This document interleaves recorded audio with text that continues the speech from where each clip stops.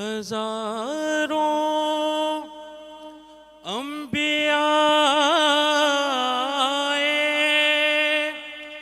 ہزاروں مرسلین آئے، لیکن میرے کملی والے کی شان ہی نرالی ہے، میرے کملی والے کی شان ہی نرالی ہے۔ خلد جس کو کہتے ہیں میری دیکھی بھالی ہے، خلد جس کو کہتے ہیں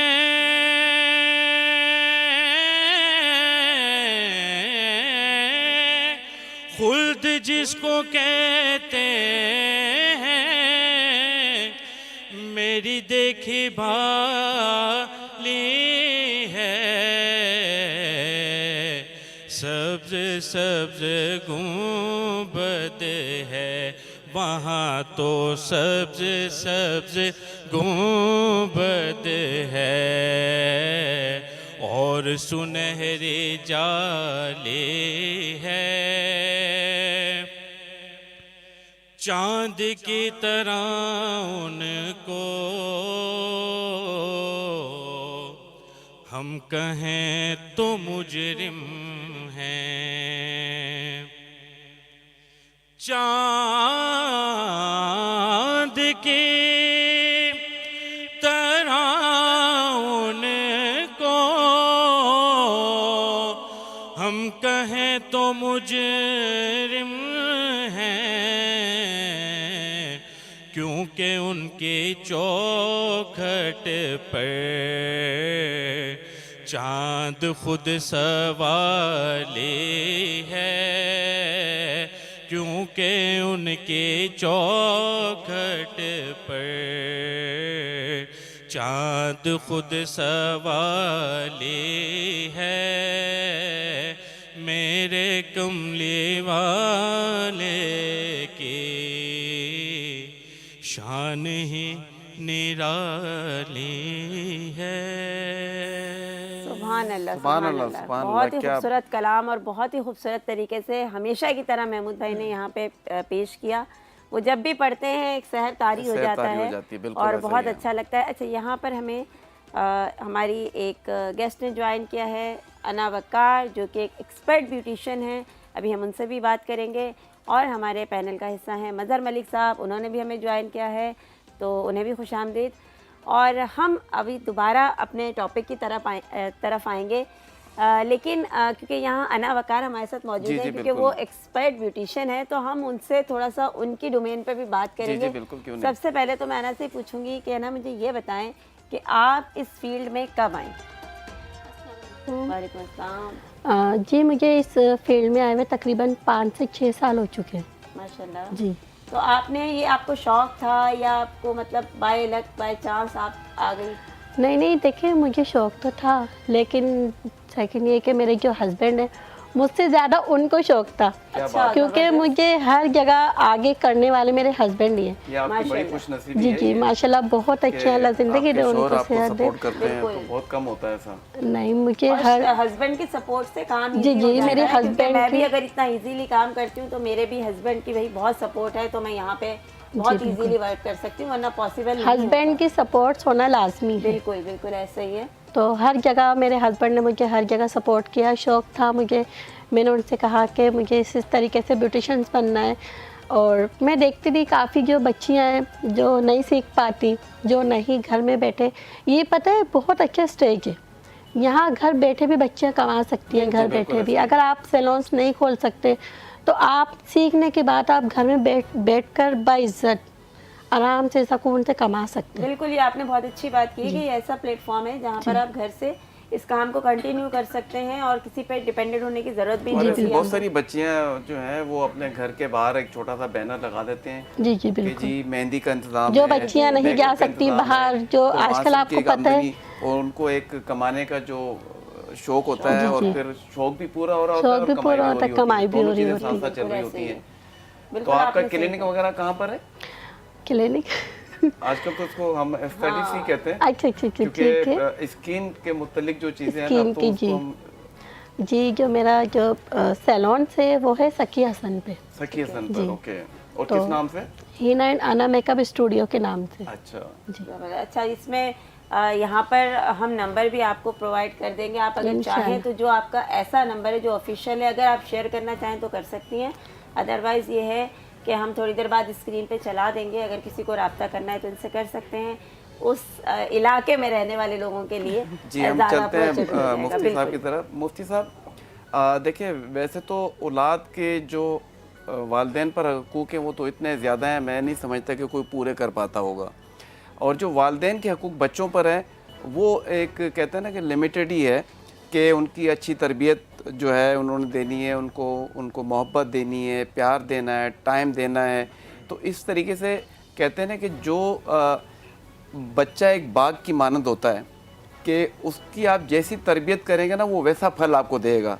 تو آپ کے پاس موقع ہوتا ہے کہ شروع کے جو بچوں کے جو 10 سال ہوتے ہیں نا, اگر اس کی اچھی تربیت آپ نے دے دی, اس کو اچھا ٹائم دے دیا, تو پھر وہ ایسا پھل دے گا کہ آپ نے جب تک آپ کی زندگی ہے اور بچے آپ کو پھل دیتے رہیں گے. اس پہ آپ کیا کہیں گے مفتی صاحب؟ بالکل ایسا ہی ہے, آپ کی بات کی میں بالکل تائید کرتا ہوں, کیونکہ میں نے پہلے بھی گفتگو میں آپ کو مثال دی ہے کہ بچے کو آپ جس سانچے میں ڈالیں گے بچہ اسی سانچے میں ڈل جائے گا. بالکل ایسا ہی ہے. تو ایسا ہم دیکھیں کہ والدین کے جو ہے نا بالکل لمیٹڈ حقوق ہیں جو بچوں کے حوالے سے پوری کریں, اس کا ایک بہترین نام رکھے, اس کو بہترین تعلیم دے, لیکن اللہ تعالیٰ نے اولاد پر اس سے بڑی ذمہ داری عائد کی ہے. بالکل.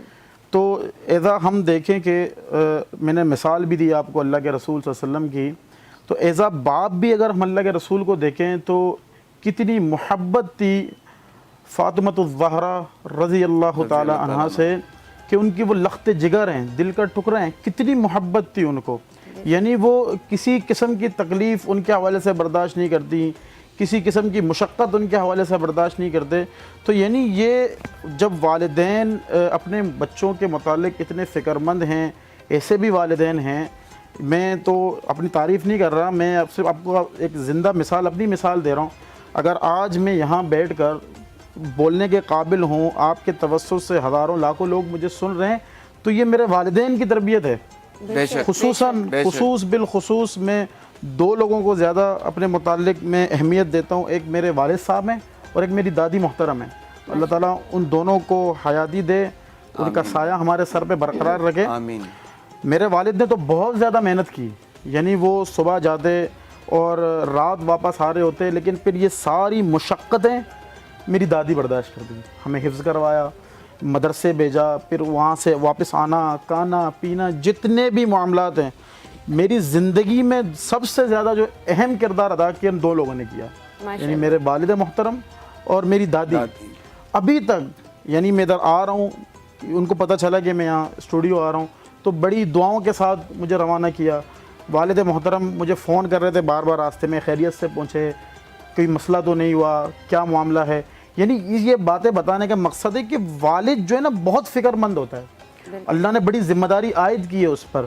ایسا نہیں ہے کہ والد جو ہے نا وہ پیدا کر کے بندے کو چھوڑ دے, بچے کو چھوڑ دے. یہ تو پھر یعنی انسان اور جانور میں تو کوئی فرق ہی نہیں ہوا, کیونکہ اصل میں ذمہ داری تو اللہ کی طرف سے ہے نا, کہ بچے کو اس کی پیدائش کے بعد اس کا نام رکھنا, اس کی تربیت کرنا, اس کے نان و نفقے کے معاملات, اس کے تربیتی معاملات, اس کے پڑھائی کے معاملات, جتنی بھی امور ہیں, یہ ساری چیزیں جب والدین صحیح معنی میں سر انجام دیتا ہے تو ایک بہترین فرد تیار ہوتا ہے جو معاشرے کی تبدیلی کا باعث بنتا ہے.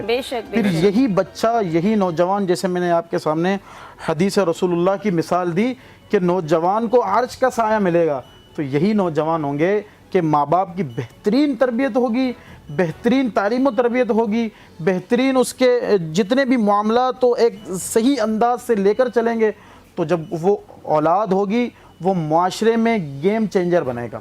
بے شک بے شک. جب یہ یعنی کچھ والدین ایسے ہوتے ہیں جن کی جو ان کا ویژن ہوتا ہے کہ ایسا بچہ تیار کیا جائے, ایسا فرد تیار کیا جائے جو معاشرے میں اترے اور برائی کو دیکھ کر اسے دل میں برا جانے اور اس کو تبدیل کرنے کی کوشش کرے. بالکل. کیونکہ اولاد اور والدین ان دونوں کی وجہ سے معاشرہ سنورتا بھی ہے اور بگڑتا بھی ہے. ایک چیز اور بھی مفتی اچھا, صاحب سے مجھے مفتی صاحب کی بات پہ ایک بڑی خوبصورت بات یاد آئی. ہمارے ایک خرم بھائی ہیں, وہ اکثر یہ بات کرتے ہیں کہ آپ کا کردار اور عمل ایسا ہو کہ لوگ آپ کے والدین سے, آپ کے بہن بھائیوں سے دوستی کرنا چاہیں.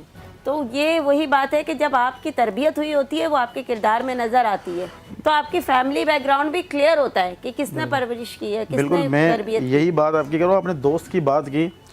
میرے بہت محدود دوست ہیں, میرا سب سے بہترین دوست میرا والد ہے. ماشاء اللہ, میرا والد ہے. ہاں, کیا بات ہے. بہت اچھی. میں کام کے حوالے سے پریشان ہوں, ابو میرے ساتھ یہ مسئلہ ہے. میں باہر معاشرتی مسائل کا شکار ہوں, ابو میرے ساتھ یہ مسئلہ ہے. یعنی میری ازدواجی زندگی میں اللہ نہ کرے کوئی معاملہ ہے, ابو میرے ساتھ یہ مسئلہ ہے. میں جاتا کیوں ابو کے پاس؟ کیونکہ ابو نے مجھے وہ ماحول دیا ہے, بے شک. والدین کی طرف سے وہ ماحول ملا ہے. یعنی میری والدہ جو ہے, مجھے تو یاد بھی نہیں ہے, میں 3-3.5 سال کا تھا دنیا سے رخصت ہوئی, لیکن یعنی اصل کردار میرے والد نے اور میری دادی محترمہ نے یہ سارا کردار, یعنی یہ پورا دوستانہ ماحول بنایا گیا گھر کے اندر. ایسا نہیں ہے کہ بچے کو جھڑک رہے ہیں, ڈانٹ رہے ہیں, بگا رہے ہیں. ایک گھر کے اندر ایک طوفان بدتمیزی کا ماحول بنایا ہوا ہے, اور پھر ہم خود شکایت کرتے ہیں بچہ تو بڑا بدتمیز ہے.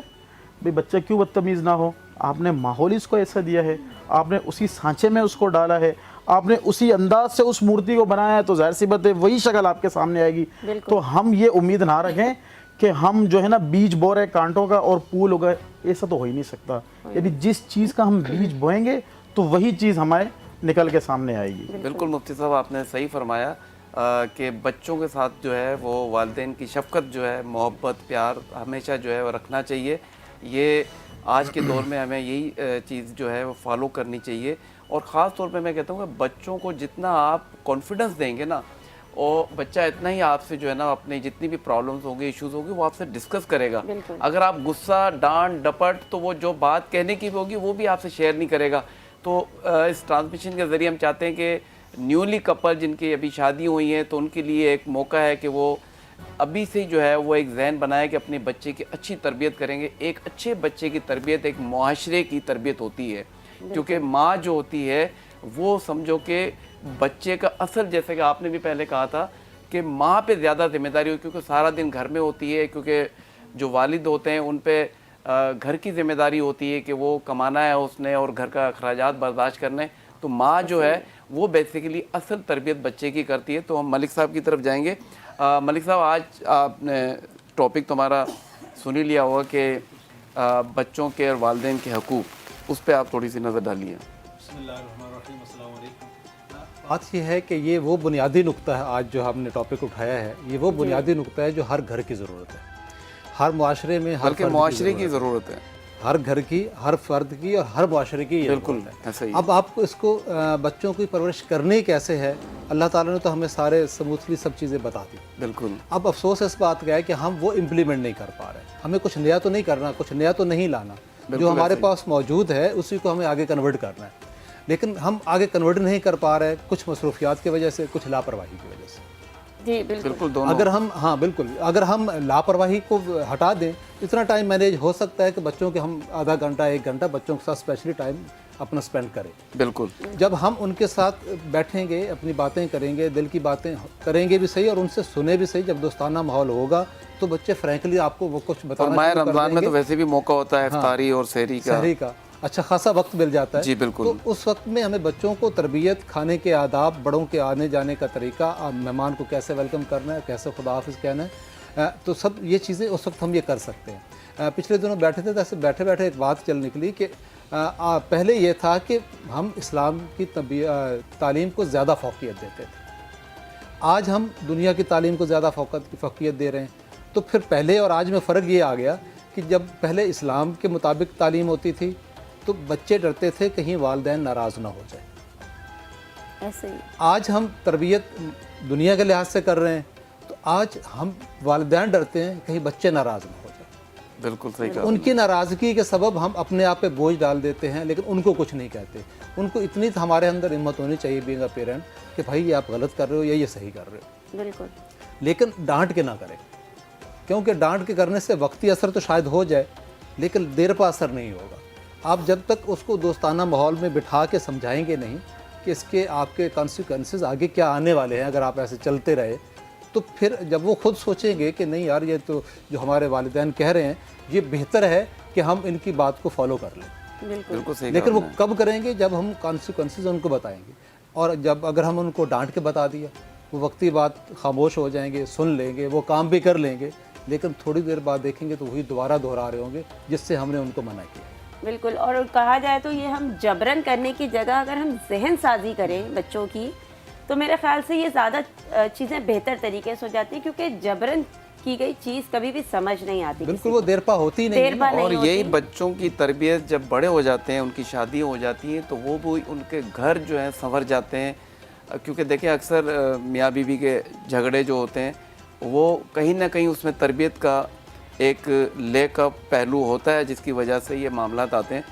अगर बहू अपने सास ससुर को अपनी माँ बाप समझ लें तो ये मसले काफ़ी हद तक कम हो सकते हैं। बिल्कुल इसी और जो तरह एक बेटी शादी करके जा रही है, तो वो जब बहू बनकर आती है और कहीं बहू बनकर जाती है, तो वो अगर इनको भी अपने पेरेंट्स समझ लें तो मेरे ख्याल से काफ़ी हद तक इश्यूज जो है ना इस घर के ख़त्म हो सकते हैं। बिल्कुल। एक वाक़या याद आ गया, एक मोहतरमा है, मैं नाम नहीं लेना चाह रहा, बड़ा जाना पहचाना नाम है, तो वो एक बड़े महफिल में बैठे थे, तो वो कहने लगी कि अगर बच्ची की शादी हो लेकिन दुल्हा इधर आ जाए तो वालिदैन कभी प्रॉब्लम में ना आए, ओल्ड एज हाउस की ज़रूरत ना पड़े। तो वहीं किसी ने जवाब दिया, अगर यही बच्ची जा रही है जो वहाँ पे वालिदैन बैठे हैं, अगर उनको अपना वालिदैन समझ ले तो ये भी कभी वक्त नहीं आएगा कि वो ओल्ड एज हाउस। बिल्कुल अच्छा, ऐसा ही इसमें भी बहुत सारी चीज़ें निकलती हैं, ये मुफ्ती साहब भी इस पर रोशनी डाल सकते हैं। क्योंकि जब कोई लड़की किसी नए घर में जाती है तो जाहिर सी बात है अगर वो उनको पेरेंट्स समझेगी तो माहौल बेहतर होगा, लेकिन वहीं पे उन सास ससुर की भी जिम्मेदारी है कि वो उस लड़की को बेटी समझें। बिल्कुल ऐसा ही क्योंकि मैंने अक्सर घरों में ये प्रॉब्लम देखी है, बेटी देर से उठ रही है कोई इशू नहीं है, बहू देर से उठ रही है तो एक फसाद बर्पा हो जाता है। फिर बेटे को बहुत प्रेशराइज किया जाता है, बहू की तो छोड़ दें, बेटा प्रेशराइज होता है कि उसको कहा जाता है अपनी बीवी को समझाते नहीं हो, उसको बोलो यहाँ ये करे, उसको बोलो ऐसे करे, वो मतलब परेशान हो जाता है, मैं इधर जाऊँ उधर जाऊँ, करूँ क्या, शादी की ही क्यों मैंने। एक ये भी प्रॉब्लम होता है। ये प्रॉब्लम है जब बेसिकली एक बड़ा झूठ है जो आजकल के वालिदैन बोलते हैं जब अपनी बहू तलाश कर रहे होते हैं कि हम इसको बेटी बना के रखेंगे। ऐसा ही है, वो तब तक शादी नहीं होती तब तक वाकई बेटी बना के रखते हैं, लेकिन शादी के बाद वो बेटी या तो बेटी नहीं रहती या वो वालिदैन नहीं रहते। ऐसे ही है। फिर ऐसा माहौल बिगड़ता है कि बस वहाँ प्रॉब्लम क्रिएट होना शुरू हो जाते हैं। तो अगर वहाँ बुनियादी तौर पे अगर जिस घर से वो तशरीफ़ ला रही है मोहतरमा, अगर उनके पेरेंट उनको ये समझा दें कि वो जाना है, अब आपका घर वही है, आपको रहना वहीं पे है, उन्हीं लोगों के साथ रहना है, उसी ससुराल में आपने ज़िंदगी गुजारनी है, यकीन जानो अगर आने वाली लड़की उसमें एडजस्ट हो जाती है या उसको एडजस्ट होने के पूरे चांसेस दिए जाते हैं तो उसकी जो ज़िंदगी जितनी खुशगवार गुजरती है किसी और की नहीं गुजरती। और प्रैक्टिकली देखा जाए ना तो चीज़ें दोनों तरफ से होती हैं, ये वो वाली ताली है जो दोनों हाथ से बजाई जाती है। बिल्कुल ऐसा ही है, क्योंकि बर्दाश्त यहाँ पर हम कहेंगे कि यहाँ पर बर्दाश्त करने की ज़रूरत है। और देखें जहाँ बर्तन होते हैं वहाँ खड़कते हैं, तो हमें ये बात ज़हनी तौर पर समझ लेनी चाहिए कि कभी ऊंच नीच हो सकती है, लेकिन उसको अपनी ज़िंदगी का बहुत बड़ा इशू ना समझें कि इसने ऐसा क्यों कह दिया या उन्होंने ऐसा क्यों कह दिया। तो छोटी मोटी गलतियों को जब हम दरगुजर करेंगे तो फिर आप देखिएगा आपकी ज़िंदगी में कल्ब सुकून हासिल होगा, आपको घर भी आपके अच्छे चलेंगे और जो नौबतें आती हैं कि सेपरेशन हो जाती है वो नौबतें भी नहीं आएंगी। तो इसमें हमने सब ने एज ए सोसाइटी अपना रोल अदा करना है, किसी एक फ़र्द वाहिद की जिम्मेदारी नहीं है। तो मुफ्ती साहब इस पर आप क्या कहेंगे? बिल्कुल मोहतरम के बात की मैं बिल्कुल तायद करता हूँ। एक पेरेंटिंग वर्कशॉप में हम शामिल थे, उसमें एक कपल आया हुआ था, उन्होंने एक बड़ी हैरत ज़दा बात की, इस पे हम सब हैरान हो गए। उन्होंने कहा कि हमारी शादी को 20 साल हो गए। कितने? 20 साल। इन 20 सालों में हमारे दरमियान लड़ाई तो दूर की बात है, कभी तू में नहीं हुई। तो हमने बड़ी हैरत से उनसे पूछा कि इसकी वजह क्या है, तो कि हमें भी बताएं। تو وہ کہتے کبھی ہم نے اپنے ماں باپ کو تو میں کرتے ہوئے نہیں دیکھا.